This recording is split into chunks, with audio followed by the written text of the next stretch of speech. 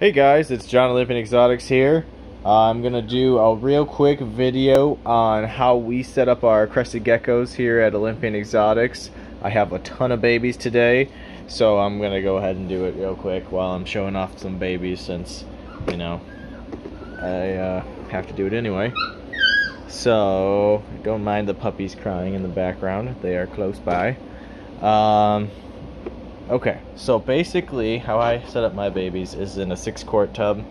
I put ventilation on both sides, as you can see.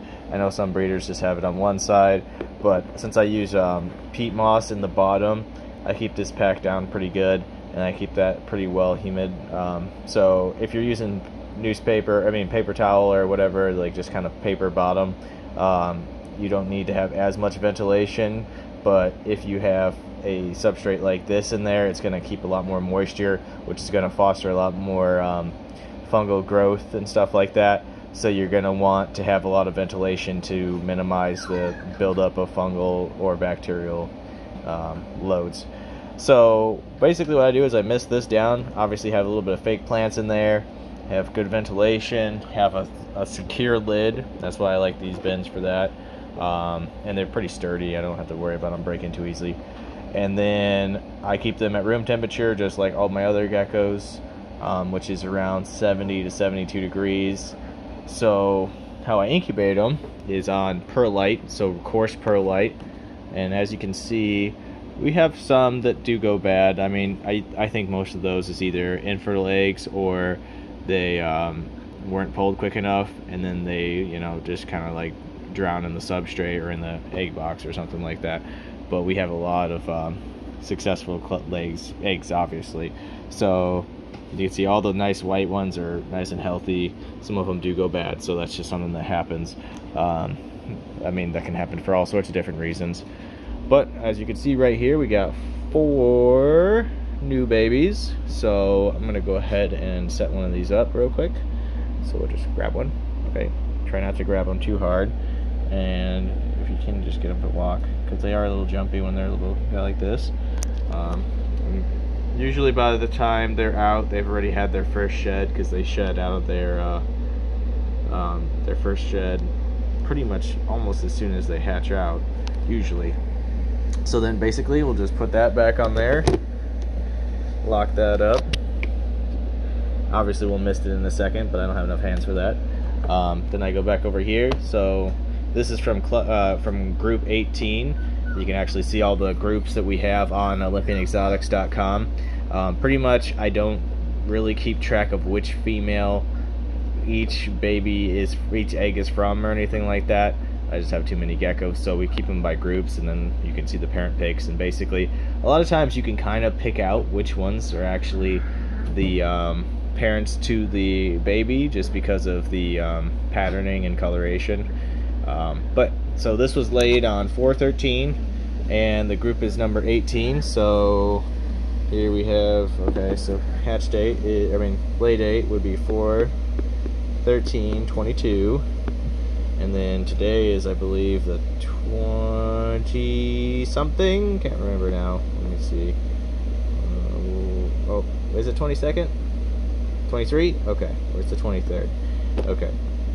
And then this is from group 18, so there you go. And now we'll just set this one up. I'll have to mist it later.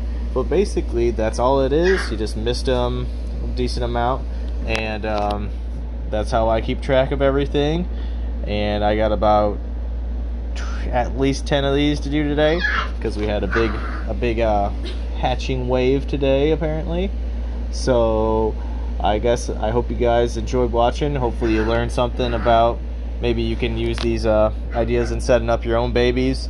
And definitely check out olympianexotics.com. You can see our breeder groups on there.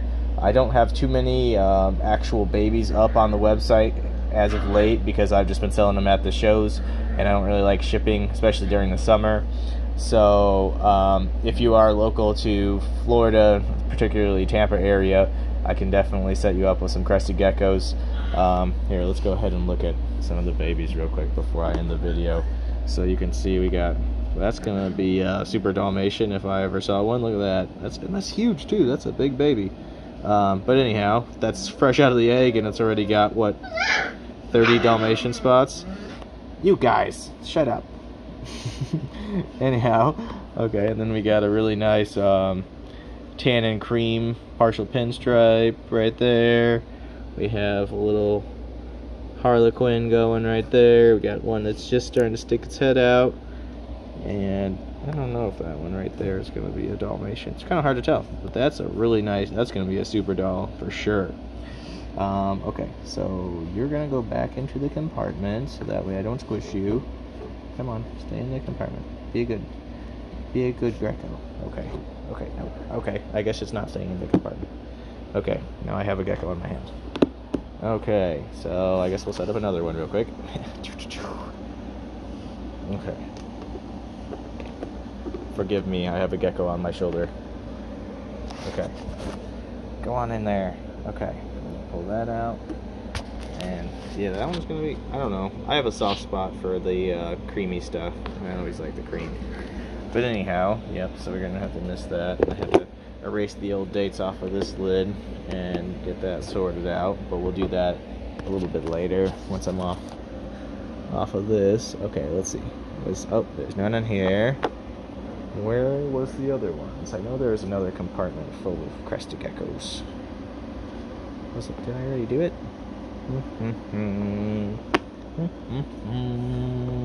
Okay, I know there was more right here.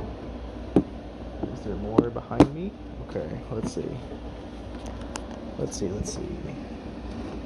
We've got a lot of eggs.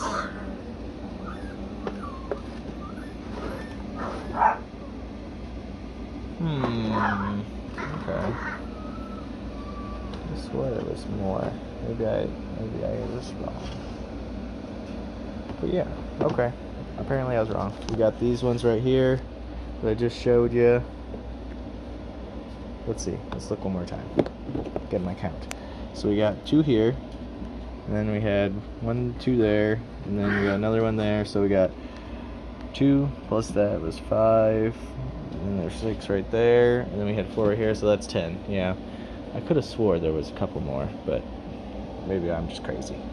Okay, well anyhow, also, yeah, so what we do is I basically mist the perlite to a damp consistency. You can see there's moisture building up on the top, but you don't want it to be like soaking wet. So these are actually a little bit heavy on the moisture from what I would like. You don't really want moisture to be building up on the top, but you don't want it to be dry either, because obviously if it's dry, the eggs are going to dry out and then they're not going to have any babies. So you want it to be kind of like, it'll hold the moisture, but it's not dripping. Like if you hold the perlite in your hand, it's not like dripping water out. You want it to be kind of dry.